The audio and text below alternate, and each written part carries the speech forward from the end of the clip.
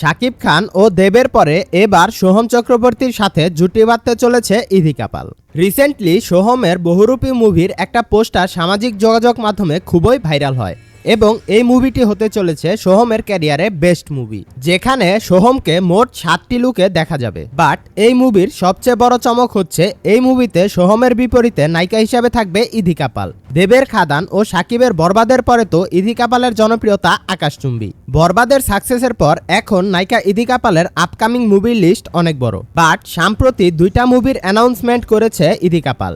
দেবের রঘু ডাকাত সিনেমাতে ইধিকা পাল থাকবে, এটা তো প্রায় সবাই জানে, যেটা রিলিজ দেওয়া হবে আগামী দুর্গাপূজায়। এবং রঘু ডাকাত মুভি রিলিজের পরপরই সোহমের বহুরূপী মুভি শুটিংয়ে যুক্ত হবেন ইধিকা পাল। রঘু ডাকাত মুভি তো লার্জ স্কেলের মুভি হবে, এটা আমরা সবাই জানি, এবং এই মুভি যে ব্লকবাস্টার হবে এটাও শিওর।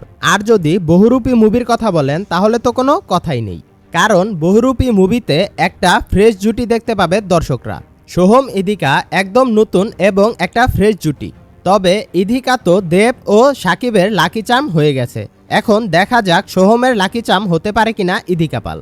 অলরেডি ইধিকা তার ক্যারিয়ারে 3টি মুভিতে কাজ করেছেন এবং প্রত্যেকটা মুভি ব্লকবাস্টার হয়েছে। আর তার যে আপকামিং রঘু ডাকাত মুভিটা রয়েছে এটাও ব্লকবাস্টার হতে চলেছে, যা এর আগে কোনো নায়িকার ক্যারিয়ারে এমন রেকর্ড ছিল না, বা এত সহজে কোনো নায়িকার পক্ষে এমন রেকর্ড করা সম্ভব না। তবে ইধিকা পাল হতে চলেছে ঢালিউড ও টলিউড 2 বাংলার নতুন কুইন, এবং ইধিকা পালের জন্যই হয়তো 2 বাংলার ফিল্ম ইন্ডাস্ট্রিগুলো নতুন করে প্রাণ ফিরে পেয়েছে।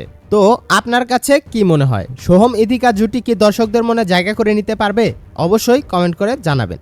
এরকম আরও ইন্টারেস্টিং মুভি আপডেট পেতে আমাদের সাথেই থাকুন। সকলেই ভালো থাকবেন, সুস্থ থাকবেন। আল্লাহ হাফেজ।